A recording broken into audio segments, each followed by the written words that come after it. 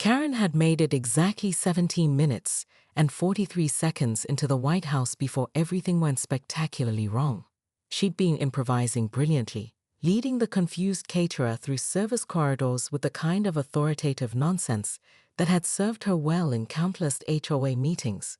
But her downfall came, appropriately enough, from her inability to resist correcting someone's violation of proper protocol. "Excuse me." She'd snapped at a White House staffer carrying floral arrangements. "Those centerpieces are completely inappropriate for a spring garden party. The color palette is all wrong, and don't get me started on the asymmetrical arrangement. I've been organizing events for 15 years, and this is exactly the kind of amateur mistake that..." The staffer, who happened to be the First Lady's personal event coordinator, had stopped mid-stride and stared at Karen with the kind of recognition that made her blood freeze. "I'm sorry, who did you say you were?"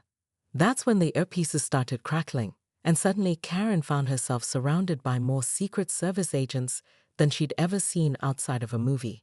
The caterer had dropped his box of canapes, sending tiny quiches rolling across the marble floor like edible tumbleweeds. Now, 30 minutes later, Karen sat in what she could only assume was an interrogation room, though it was far nicer than any police station she'd imagined. The chair was comfortable, the water was in an actual glass rather than a paper cup, and the agent across from her seemed more curious than hostile. "Ms. Middleton," Agent Sarah Chen said, consulting her file, "this is quite a story. Former HOA president, recently divorced, homeless for..." She flipped a page. 2 weeks now. "I prefer temporarily displaced," Karen replied, summoning the last dregs of her dignity. Agent Chen smiled, not mockingly, but with something that might have been sympathy. "You know, in my 15 years with the service, I've seen a lot of people try to crash White House events. Politicians, lobbyists, attention seekers, genuine threats. But you're the first person who broke in just to criticize the floral arrangements." Karen felt her cheeks burn. "I wasn't trying to crash anything. I had an invitation." "You did, and if you'd gone through proper channels, you'd probably be sipping champagne on the South Lawn right now instead of sitting here." Agent Chen leaned back in her chair. "Want to tell me what really happened?" And suddenly, to Karen's horror, she found herself talking. The words poured out: the divorce, the foreclosure, the restraining order, the desperate need to feel important again. She told Agent Chen about the years of HOA meetings, the petty power struggles, the way controlling her neighborhood had been the only thing that made her feel valuable. "I know how this looks," Karen finished, her voice small. "Crazy homeless lady breaks into the White House. But I used to matter. I used to be someone people listened to." Agent Chen was quiet for a long moment. "You know what's interesting? I ran a background check on you.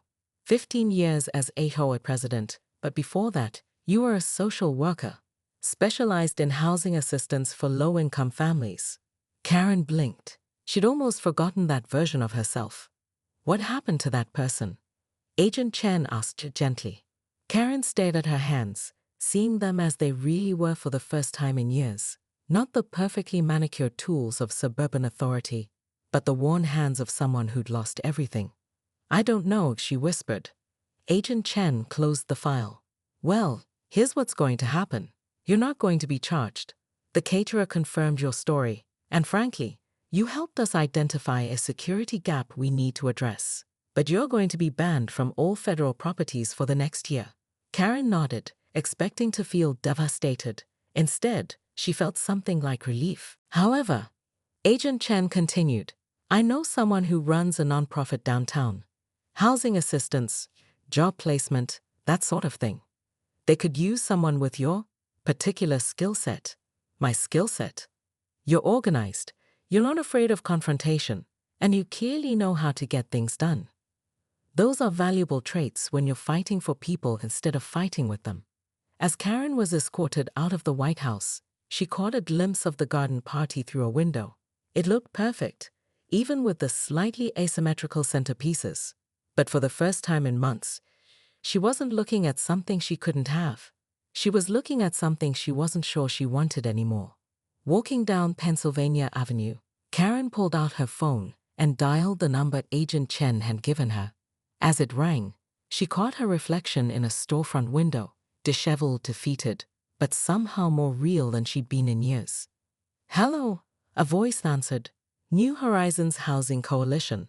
"Hi," Karen said, straightening her shoulders one last time. "My name is Karen Middleton, and I heard you might need some help." Behind her, the White House gleamed in the afternoon sun, its gates firmly closed. But for the first time since her world had collapsed, Karen was walking towards something instead of away from it. Though she couldn't shake the feeling that this was only the beginning of her story, not the end. 20 minutes later, Karen found herself escorted away from the main entrance by two stone-faced security officers. The hold on her clearance, she learned, was courtesy of her former neighbors who'd filed a restraining order after her increasingly erratic behavior following the foreclosure, apparently screaming at the new HOA president about proper pool maintenance protocols while living in your car qualified as harassment. "This is ridiculous," Karen muttered, pacing the sidewalk outside the White House perimeter.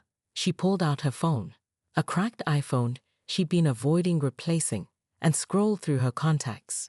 Most of her so-called friends had stopped returning her calls weeks ago. Washington friendships, she'd learned, were as fragile as her old bone china. Then she spotted it. A catering truck pulling up to a service entrance. The driver looked harried, checking his watch repeatedly. Karen's eyes lit up with the same predatory gleam that had once terrorized homeowners over unauthorized garden gnomes. She approached the truck with purpose, her heels clicking on the asphalt despite their worn condition. "Excuse me," she called out in her most authoritative voice. "I'm Karen Middleton, event coordinator. We've been expecting you." The driver, a young man with flour-dusted apron, looked relieved. "Thank God. I thought I was late. Traffic was insane, and my GPS kept." Yes, these things happen." Karen waved dismissively, slipping into the role she knew best, the woman in charge. "I'll need to inspect the delivery before you proceed to the kitchen." "Inspect?" Nobody said anything about new security protocols. Karen interrupted smoothly. "Post-9/11 events precautions. Surely you understand." The driver hesitated, glancing at his clipboard. Karen held her breath.